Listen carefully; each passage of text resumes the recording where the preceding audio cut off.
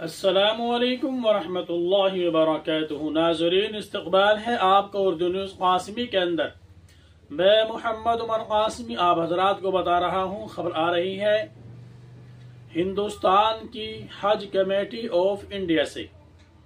जी हाँ, अब से पहले भी मुझे जैसी मालूमात हज कमेटी ऑफ इंडिया की मिली, हज 2024 के ताल्लुक़ से मैंने आप हजरात तक उन सभी को पहुँचाया और आज मैं आप हजरात के सामने खबर रख रहा हूँ।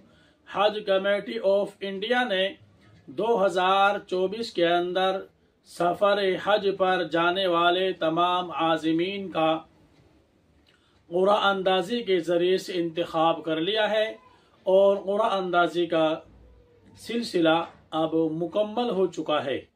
कौन हजरात जाने वाले हैं और हिंदुस्तान के किस स्टेट से कितने लोगों ने हज के लिए दरख्वास्तें दी, कितने लोगों को क़ुरा अंदाज़ी के ज़रिए लिया गया और कौन कौन से सूबे के अंदर, स्टेट के अंदर बग़ैर क़ुरा अंदाज़ी के तमाम दरख्वास्त दहिंदगान को मुंतखब कर लिया गया है।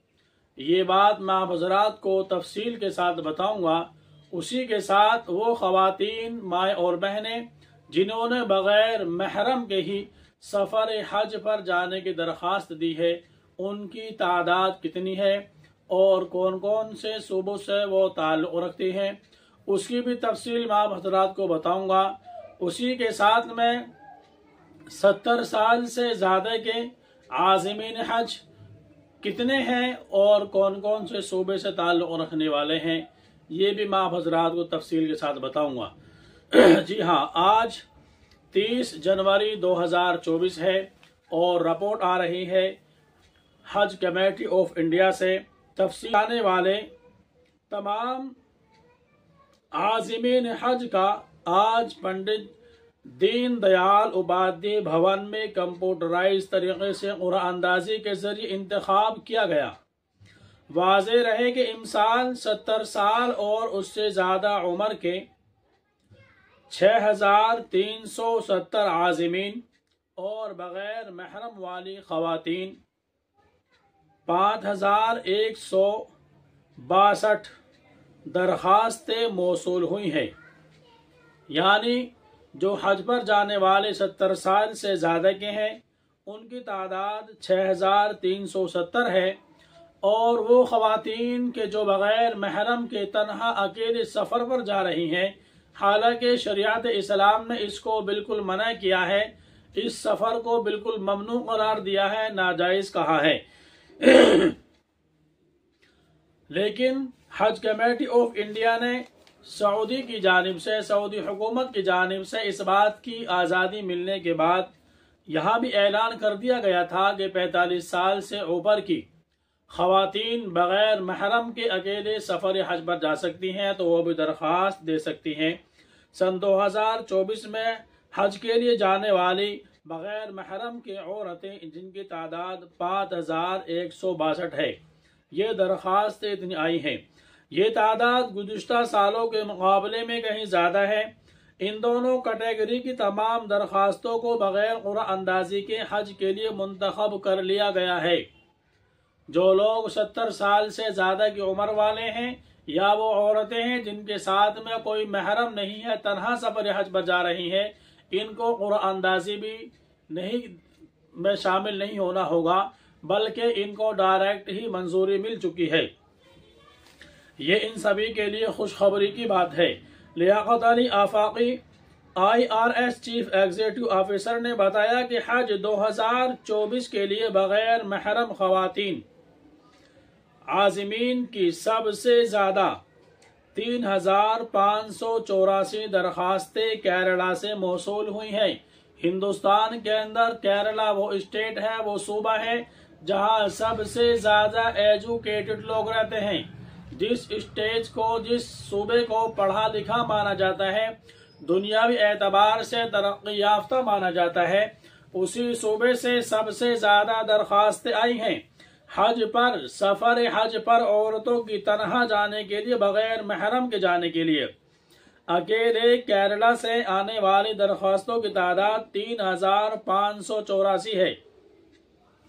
जबकि तमिलनाडु से 378, कर्नाटक से 249, महाराष्ट्र से 166, उत्तर प्रदेश से 141, तेलंगाना से 130, जम्मू कश्मीर से 82, मध्य प्रदेश से 72, गुजरात से 64, दिल्ली से 50, आंध्र प्रदेश से 44, मगरबी बंगाल से 40, राजस्थान से 33, बिहार से 30, आसाम से 29, पडोचरी से 19, छत्तीसगढ़ से 14, उत्तराखंड से 10, झारखंड से 9, गोवा और उड़ीसा से 5 और 15, लद्दाख से 3, लक्षद्वीप से 2, हरियाणा, हिमाचल प्रदेश और पंजाब से एक एक दरखास्त मौसूल हुई है। 70 साल या इससे ज्यादा उम्र के आज़मीन की सबसे ज्यादा दरखास्तें 1306 महाराष्ट्र से मौसूल हुई है। ये तफसील आपके सामने आई। जबकि केरला से 1250, उत्तर प्रदेश से 586, जम्मू कश्मीर से 530, कर्नाटक से 514, तेलंगाना से 376, गुजरात से 292, हरियाणा से 274, तमिलनाडु से 214, मध्य प्रदेश से 204, राजस्थान से 190, बिहार से 136, आसाम से 104, दिल्ली से 80, मगरबी बंगाल से 84, झारखंड से 56, उत्तराखंड से 44, आंध्र प्रदेश से 42, छत्तीसगढ़ से 34, मणिपुर से 32, उड़ीसा से 12, लद्दाख से 4 और पडोचरी, लक्षद्वीप और अंडमान निकोबार से 2-2 दरखास्तें मौसूल हुई हैं। जिन रियासतों से 500 से कम दरखास्त आई, वहां भी तमाम दरखास्तों को मंजूरी मिल चुकी है। ऐसे भी सूबे हिंदुस्तान के अंदर इस साल आ चुके हैं जहां दरखास्तें पूरे सूबे से सिर्फ 500 आई हैं। अब वहां का कोटा ही 500 से ज्यादा है, तो कुरान अंदाजी की जरूरत ही कहाँ रहेगी। उन तमाम को मंजूरी मिल चुकी है। वो सब फार्म भरने वाले आज़मीन हज अपने जो है बैलेंस की पैसे की तैयारी करें, हज की तैयारी में लग जाएं। आगे सुने आप। छत्तीसगढ़, दिल्ली, गुजरात, हरियाणा, कर्नाटक, केरला, तमिलनाडु, तेलंगाना, मध्य प्रदेश, मणिपुर और उत्तराखंड में कुरान अंदाजी के जरिए आज़मीन का इंतखाब किया गया। यानी ये वो सूबे हैं, स्टेट हैं जहां दरखास्तें वहां के हज कोटे से ज्यादा मौसूल हुई हैं। कौन कौन से, एक बार और आप फिर सुन लें। छत्तीसगढ़, दिल्ली, गुजरात, हरियाणा, कर्नाटक, केरला, तमिलनाडु, तेलंगाना, मध्य प्रदेश, मणिपुर और उत्तराखंड में कुरान अंदाजी के जरिए आज़मीन का इंतखाब किया गया, जिसकी लिस्ट हज कमेटी ऑफ इंडिया की वेबसाइट पर दस्तयाब है। अगर आप नाम देखना चाहते हैं कि कुरान अंदाजी में हमारा नाम आया है या नहीं आया, तो वो हज कमेटी ऑफ इंडिया की वेबसाइट पर अपना नाम वो तलाश कर सकते हैं। आगे सुने। वो स्टेट जहां बगैर कुरान अंदाजी के तमाम दरखास्तों को मंजूर कर लिया गया है, यानी वहां हज की दरखास्त मौसूल होने वाली वहां के कोटे से कम है।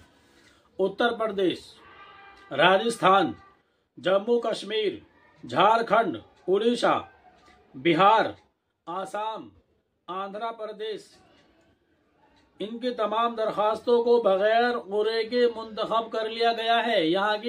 यहाँ की दरखास्त मौसूल होने वाली यहाँ के कोटों की तादाद से कम है। चूंकि इन रियासतों में कोटे के अंदर दरखास्तें मौसूल हुई है, इमसाल इन हुज्जाज की मदद और रहनुमाई के लिए 466 खुद्दामुल हुज्जात सऊदी अरब भेजे जाएंगे।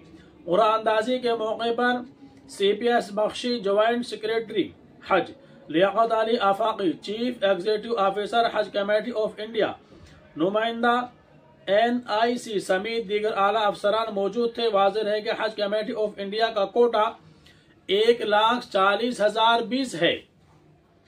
1,40,020 75,000 का कोटा है, लेकिन 1,40,020 ये हज कमेटी के हिस्से में है और बाकी जो ऊपर के 30-35 हजार हैं ये प्राइवेट कोटों से जाते हैं, जो लोग प्राइवेट टूर वाले लेकर के जाते हैं। जबकि हज दरखास्त 1,74,000 मौसूल हुई थी। हज कमेटी ऑफ इंडिया के chief executive officer Liaquat Ali Afaqi IRS ने कुरान अंदाजी में मुंतखब तमाम खुश नसीब आज़िमीन हज को मुबारकबाद पेश करते हुए अपील की है कि आज ही से आप जहनी तौर पर अपने को इस मुक़द्दस सफर के लिए तैयार कर लें और रियासती सतह पर मुनक़िद हज तरबियती प्रोग्राम में जरूर शिरकत करें। आफाकी ने मुंतखब शुदा आज़िमीन से दरख्वास्त की है कि वो पेशगी ज़र मुबादला की रकम स्टेट बैंक ऑफ इंडिया या यूनियन बैंक ऑफ इंडिया की किसी भी ब्रांच से हज कमेटी ऑफ इंडिया के अकाउंट में फौरी तौर पर जमा करा दें, क्योंकि अब से पहले जब ये ऑनलाइन दरख्वास्त का सिलसिला नहीं था तो हज की दरख्वास्त के साथ में हर दरख्वास्त दहिंदा 300 रुपये हज कमेटी के अकाउंट में जमा करता था। इस साल ऐसा नहीं, बल्कि कुरान अंदाजी के बाद जो आज़िमीन मुंतखब हुए हैं सिर्फ उन्हीं को 300 रुपये जमा करने हैं और बाकी आगे हज का खर्चा कितना होगा और कितनी किस्तों में लिया जाएगा, पहली किस्त में कितनी रकम जमा होगी, उसकी तफसील आइंदा हज कमेटी डालेगी और उसको मैं इंशाअल्लाह अगली वीडियो के अंदर जैसी मुझे खबर मिलेगी मैं आप हजरात के सामने उसको भी तफसील के सामने बयान करूंगा।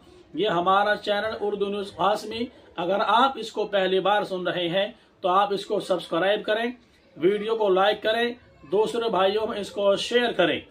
दीजिए मुझे इजाज़त। अस्सलामु अलैकुम वरहमतुल्लाहि वबरकातुहू।